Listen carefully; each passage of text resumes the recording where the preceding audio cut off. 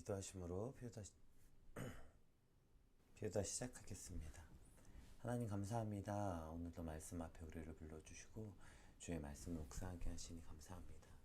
오늘 말씀을 통하여서 당대 의인이었던 노아 역시 죄에서 자유로울 수 없었고 그 죄를 향한 인간의 습성이 무엇인지 주님 깨달아 그것을 경계하고 절제하고 진리 되신 예수 그리스도 앞에 오늘도 딱 붙어 살아가는 오늘이 되게 하여 주시옵소서. 감사합니다. 예수님 이름으로 기도드립니다. 아멘. 네, 오늘 말씀 함께 살펴보기 전에 제가 아직 목 상태가 많이 좋지 않아서 이제 목자세 끝난 지 하루가 지났는데 아직도 잘 회복이 안 돼서 듣기 조금 불편하시더라도 양해 부탁드리고 오늘도 그래서 최대한 많은 말보다는 말씀의 가장 핵심적인 것들을 함께 살펴보도록 하겠습니다. 우리 창세기 9장 18절에서 29절 말씀 함께 살펴보겠습니다. 방주에서 나온 노아의 아들들은 셈과 함과 야벳이며 함은 가나안의 아비라. 노아의 이 세 아들로 쫓아 백성이 온 땅에 퍼지니라. 노아가 농업을 시작하여 포도나무를 심더니 포도주를 마시고 취하여 그 장막 안에서 벌거벗은지라.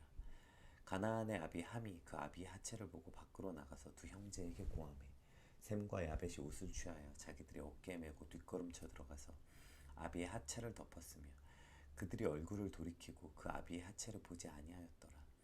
노아가 술이 깨어 그 작은 아들이 자기에게 행한 일을 알고 이에 가로되 가나안은 저주를 받아 그 형제의 종들의 종이 되기를 원하노라. 또 가로되 셈의 하나님 여호와를 찬송하리로다.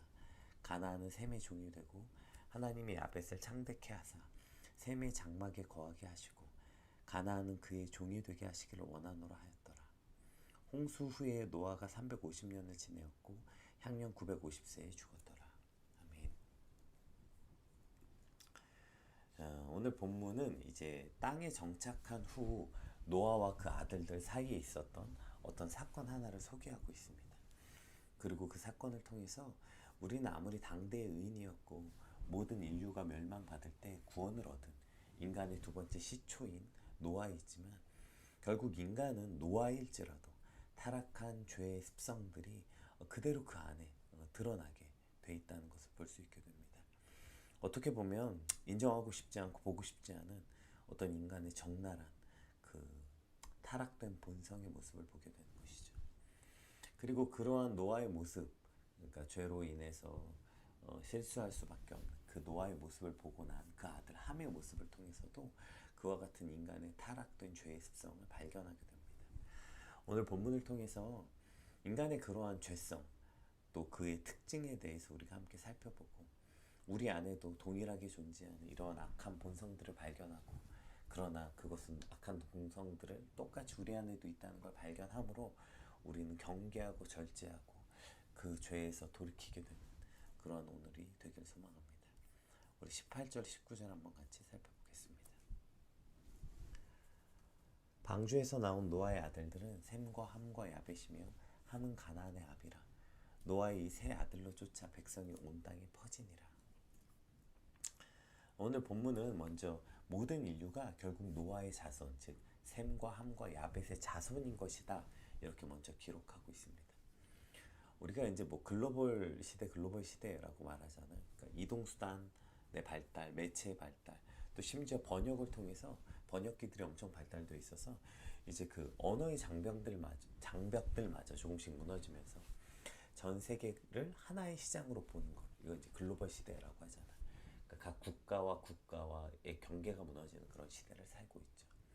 우리가 코로나를 통해서도 어떠한 한 병이 한 나라의 문제가 아니라 어떤 한 나라에 퍼진 그 질병이 전 세계의 문제가 되었고 또 지금 우크라이나 전쟁을 통해서도 그저 그 전쟁의 당사자인 우크라이나, 러시아의 문제가 아니라 그것을 통해서 전 세계의 물가가 폭등하고 뭐 전 세계에 지금 수많은 문제들이 생겨나는 그러니까 이제 어떠한 한 문제는 그 한 나라의 문제가 아니라 전 세계의 문제가 된다. 그래서 개나라 이기주의를 각 나라의 이기주의를 뛰어넘어 We are the world의 정신이 필요하다. 뭐 이런 이야기들을 요새 전 세계에서 많이 말하고 있습니다. 오늘 우리가 성경을 믿는다면 이러한 세계관을 통해서 볼 수 있게 되는 것 같아요.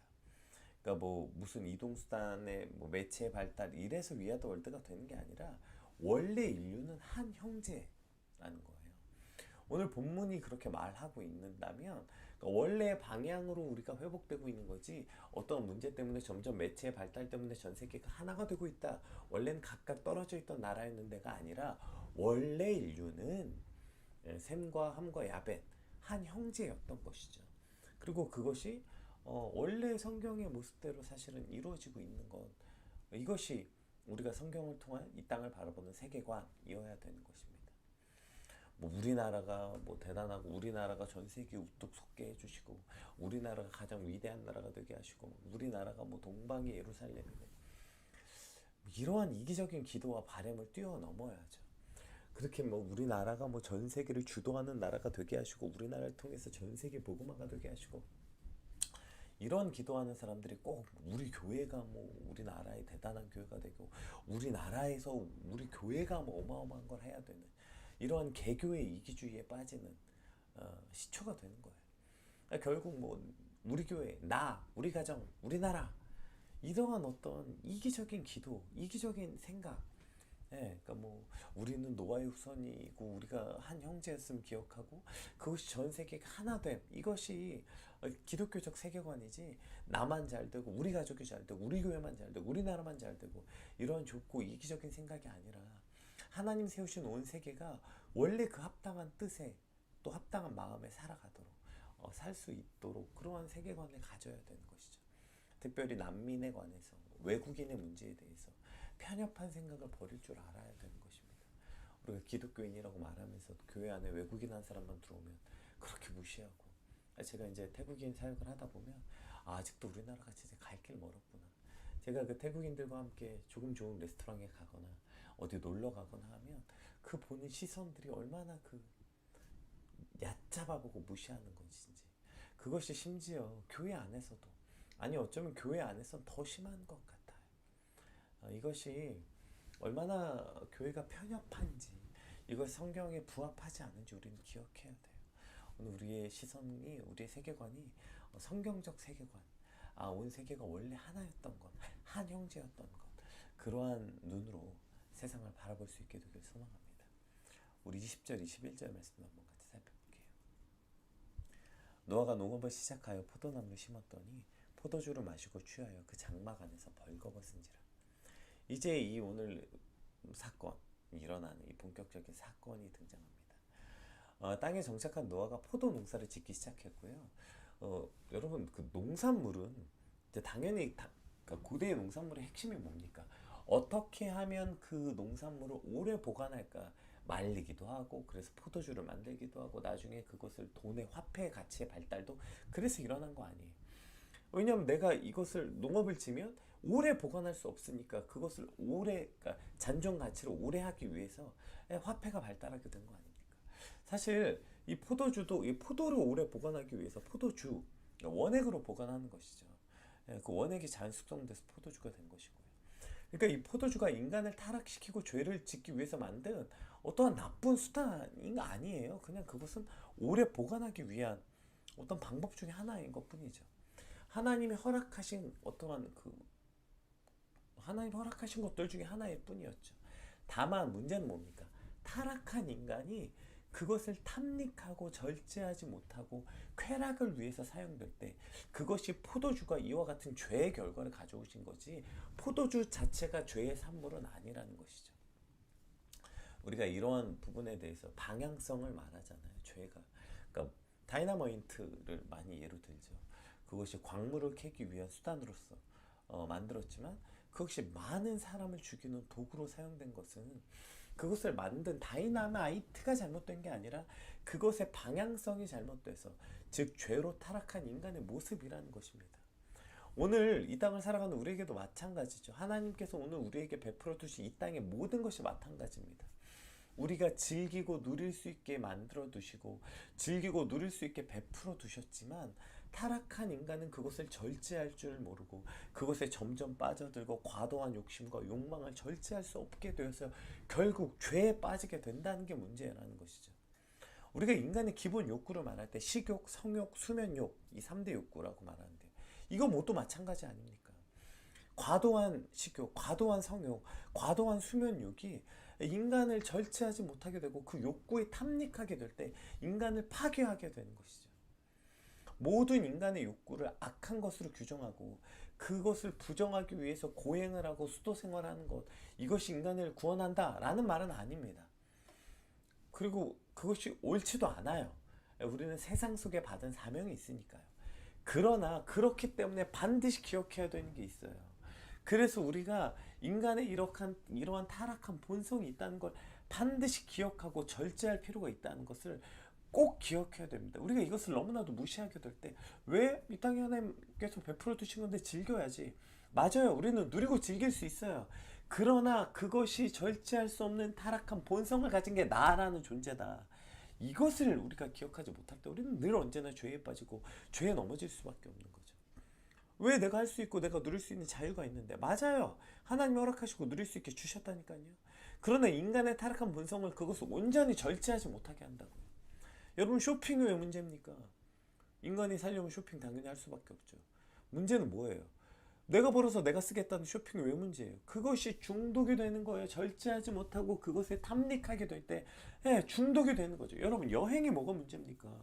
우리가 일상 가운데 열심히 살다가 잠깐 리프레시하고 쉬는 것 왜 문제예요? 여행이 중독이 되는 건 문제죠.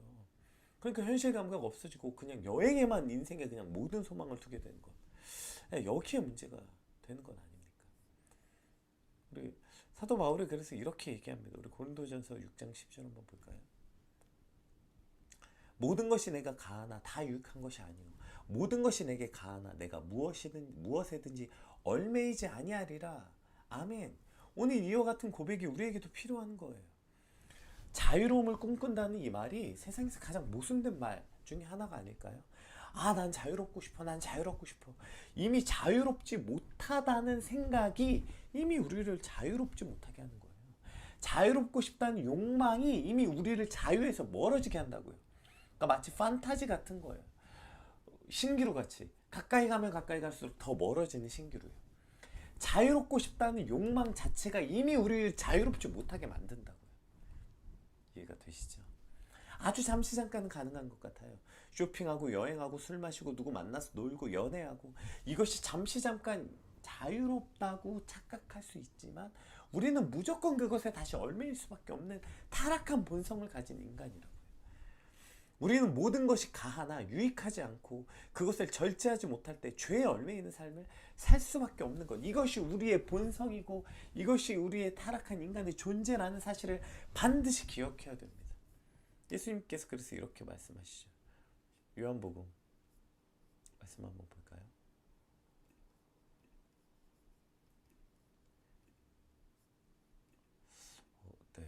요한복음 말씀을 제가 PPT에 넣어놨는데 갑자기 PPT가 없어졌네요. 요한복음 8장 32절 말씀인데요. 말씀만 한번 볼게요. 우리가 너무나도 잘 아는 말씀이죠. 진리를 알지니 진리가 너희를 자유롭게 하리라. 아멘. 진리가 무엇입니까? 예수 그리스도죠. 자유를 향한 갈망은 우리를 더욱 죄에 얽매이게 하지만 오직 진리이신 예수 그리스도를 향한 갈망만이 우리를 자유롭게 하는 것입니다. 따라서 오히려 예수 그리스도께 얽매이는 삶이야말로 그것이 우리를 진정하게 자유롭게 한다는 이 놀라운 신비를 우리가 기억해야 되는 거예요. 참으로도 어리석게 우리는 교회가 예수님이 나를 얽매인데 자유롭지 못하게 한대. 아니요, 그 말 자체가 모순이라니까요. 자유를 향한 갈망은 가장 자유롭지 못하게 한다고요, 우리를. 나는 자유롭지 못해. 난 더 자유롭고 싶어. 이 갈망 자체가 자유롭지 못하다는 거라니까요. 그러나 예수 그리스도께 우리를 완전히 묶어놓은 것, 예수 그리스도를 향한 갈망, 그것이 오늘 우리를 더욱더 진짜 자유에 가깝게 하는 삶이라는 것입니다. 따라서 오늘 저와 여러분의 하루의 삶이 예수 그리스도께 우리를 완전히 내어드리는 삶, 그래서 참된 진리를 맛보는 삶. 이상하다. 나는 예수 그리스도께 더 속했고 더 얽매였는데 그러면 그럴수록 더 자유를 만끽하는 이 놀라운 신비를 맛보게 되는 것. 그것이 오늘 저 여러분의 삶이 되시길 주님으로 축복합니다. 또 이 죄의 습성 중에 한 가지 우리가 발견되는 게 뭐예요? 이것이 장막 안에서 이루어진 일이라는 거예요. 노아는 어쩌면 장막 안에서 내가 혼자서 있는데 뭐 누가 보는 사람도 없는데 어때? 이런 생각을 했을지 모르죠. 죄의 습성이 늘 그래요. 은밀하게 아무도 모르는 곳에서 이루어진다는 착각. 그러나 그것이 처음에는 혼자 몰래 그 일이 가능하다고 생각하지만 그 죄가 드러나는 순간 수치를 면치 못하게 되는 것이죠. 결국 죄는 그렇게 장막 안에서 은밀하게 이루어질 때 점점 죄의식은 사라지고 더 그 죄에 탐닉하게 되는 것입니다. 결국 절제할 수 없는 그 죄는 드러나게 되고 자식들의 조롱을 받는 수치를 당하게 되는 것이죠. 오늘 이 사건들 볼까요? 22절, 23절 한번 볼게요. 결국 노아는 그 죄의 탐닉 가운데 장막 안에서 절제하지 못하고 계속 일어나는 그 죄에 탐닉하게 될 때 이러한 일이 일어난 것입니다. 가나안의 아비인 함이 그것을 보게 돼요. 함이 그 아비의 하체를 보고 밖으로 나가서 두 형제에게 고하매 셈과 야벳이 옷을 취하여 자기들의 어깨에 메고 뒷걸음쳐 들어가서 아비의 하체를 덮었으며 그들이 얼굴을 돌이키고 그 아비의 하체를 보지 아니하였더라. 지금 이 아비의 하체를 보고 난 함이 나가서 다른 형제들에게 아비의 수치와 부끄러움을 전하게 되는데요. 이때 사용된 이 문장이 와우 계속법을 사용했어요. 그러니까 지금 계속해서 아비의 수치를 마치 비밀스러운 일을 해석하듯이 아주 자세하게 계속해서 자기 형제들에게 이걸 공개하고 있는 거죠. 기쁨의 지금 이 표현이거든요, 이게. 그러니까 그것을 지금 즐기고 있는 거예요. 아비의 수치를 공개하는 것을 즐기고 있는 것이죠. 제가 설교할 때 자주 사용하는 말인데요. 죄는 죄에 반응하게 돼 있어요. 다른 사람이 죄를 발견하면 우리 안에 죄가 거기에 반응하게 되어 있다고요. 아비가 몰래 장막 안에서 저지른 죄를 본 그 아들의 반응은 그것을 덮어주고 감싸주고 이해하는 게 아니라 죄로 타락한 본성을 가진 함 역시 아비의 죄를 보고 그 자신 안에 있는 죄가 반응해서 또 다른 죄를 저지르게 된 것입니다. 그러나 오늘 함과 다르게 셈과 야벳은 옷을 취하여 뒷걸음질 쳐서 들어가서 하체를 덮었고 보지 아니하였더라 이렇게 표현되어 있어요. 그러니까 지금 함과 셈과 야벳의 차이는 무슨 셈과 야벳은 굉장한 의인이고 그 안에 타락한 본성이 없어서가 아니라 결국 함은 그 죄를 보았고 죄에 노출되었고 셈과 야벳은 그 죄를 보지 않았기 때문에 끝까지 자신의 안에 그 죄에 반응하지 않게 된 것이죠. 누구도 죄 앞에서 우리는 자신할 수 없어요. 나는 비록 죄를 보았지만 죄는 짓지 않는다. 말도 안 되는 얘기죠. 어떤 유명 가수가 이런 얘기 했죠. 나는 클럽을 굉장히 좋아하지만 춤이 좋아서 춤만 췄다. 이 말은 클럽 안에 좋지 않은 문화들이 있지만 나는 그 문화엔 빠지지 않았고 춤만 췄다. 웃기는 얘기죠. 결국 그가 어떤 삶을 살았는지 우리가 다 잘 알잖아요. 우리로 치면 나는 그리스도인인데 술자리는 좋아하지만 술은 좋아하지 않는다. 클럽은 좋아하지만 부비부비 안 한다. 술은 먹었지만 술 먹고 운전했지만 뭐 음주운전 안 했다. 뭐 이런 말도 안 되는 얘기죠. 그럴 수 없다니까요. 예, 죄의 반응은 결국 죄라고요. 우리는 누군가의 죄를 보면 안타깝게도 그것에 우리 첫 번째 반응은 내 안에 또 다른 죄가 반응하게 되는 거예요. 그것의 대표적인 것이 함의 모습이죠. 죄를 보고 판단하고 조롱하고. 차라리 그래서 듣지 말아야 돼요. 여러분 누가 어떤 다른 사람을 욕하고 그 사람을 비난하고 그럴 때 그것을 듣고 있지만 나는 죄는 짓지 않아야지. 여러분 그렇게 되지 않아요. 다른 사람이 여러분을 죄의 자리로 끌어들인다면 나는 그 자리에 나아가지만 죄는 짓지 않아야지. 아니요. 그렇게 되지 않는다니까요. 거기에 끝까지 앉아서 다 듣고 끝까지 따라다니고 끝까지 술자리 2차 3차 다 따라다니면서 무슨 죄를 안 짓겠대요. 이미 누군가 다른 사람을 욕하고 그것에 같이 들어주고 그래 하고 앉아있는 그 자리가 이미 우리를 죄 가운데 이끌어가고 있다는 것입니다. 따라서 보지 않아야 돼요, 여러분. 우리가 죄에서 우리를 지키는 첫 번째 방법은 그 죄를 보지 않아야 돼요. 그 죄의 자리를 빨리 떠나서 피해야 되는 것입니다. 근데 그 자리에 끝까지 다 앉아있으면서 나는 다 듣지만 나는 같이 판단하진 않을 거야. 나는 2차 3차 다 따라가지만 거기서 죄는 짓지 않을 거야. 아니요. 여러분 죄의 반응은 죄일 수밖에 없는 것입니다. 오늘 우리 안에서 죄를 보지 않게 되고 죄를 떠난 삶을 사는 것, 오늘 그것이 저 여러분의 삶이 되시길 주님으로 축복합니다. 우리 24절에서 끝까지 29절까지 한번 살펴보겠습니다.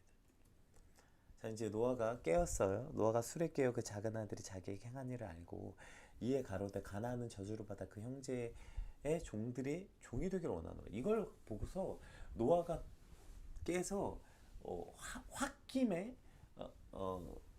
함을 저주했다. 그래서 노아는 또 다른 죄를 졌다. 이렇게 얘기도 하기도 하는데, 여러분 근데 그것은 말이 안 되는 게, 왜냐면 이 일대로 이루어지잖아요.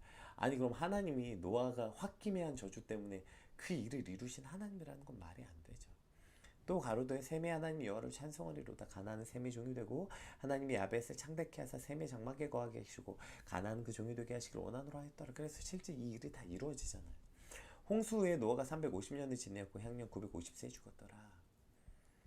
그러니까 이것이 지금 화가 나서 이렇게 된 게 아니라 결국에 이것을 노아를 통해서 하나님이 그 일을 들으시고 하나님의 판단과 하나님의 심판의 결과라는 거예요. 결국 죄를 향해서 죄가 반응했던 함과 그 죄를 보지 않았던 셈과 야벳은 이와 같은 하나님의 평가와 판단을 받게 되었다는 것입니다. 반드시 기억해야 돼요. 이것이 하나님이 죄를 향한 평가라는 사실을 우리는 반드시 기억하고 두려워해야 되는 것입니다.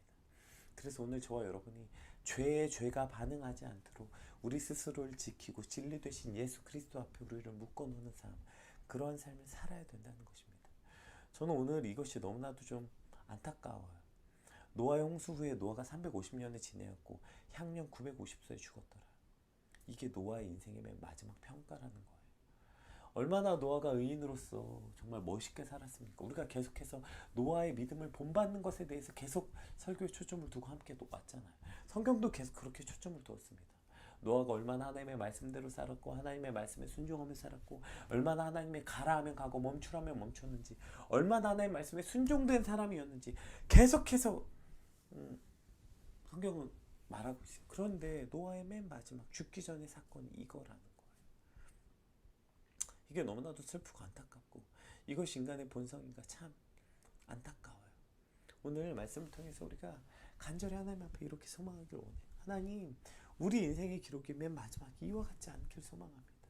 우리가 얼마나 많은 사람들을 봅니까? 얼마나 많은 믿음의 사람들을 봅니까? 그러나 그 끝에 그들이 넘어지고 얼마나 수치를 당하게 되는 것을 보게 됩니까? 주님, 나의 삶이 그렇게 되지 않길 간절히 소망합니다. 똑같이 믿음의 일을 행하였으나 그 끝에 또 죄에 넘어져 결국 우리의 인생의 끝의 기록이 저렇게 남게 되지 않게 간절히 소망합니다. 그래서 더더욱 진리 되신 예수 그리스도께 오늘 저와 여러분의 하루가 묶여있는 삶이 되길 정말 간절히 축복하고, 오늘 하나님 우리의 삶이 그런 삶이 되길 소망합니다. 우리 오늘 받은 말씀 놓고 그렇게 간절히 기도하기를 원합니다. 또 오늘 특별히 이제 아직 목자스 끝나고 몸이 온전히 회복되지 않았는데, 근데 오늘 또 조금 드림이 있는 날이거든요. 여러분 또 같이 함께하는 우리 피켈러브 동역자들 위해서 또 저를 위해서 또 병원치 않게 잘 오고 가고 하나님의 선한 일이 있길 위해서 여러분 함께 또 기도해 주시길 부탁드리겠습니다. 우리 같이 받은 말씀 놓고 간절히 함께 기도하겠습니다. 기도합시다.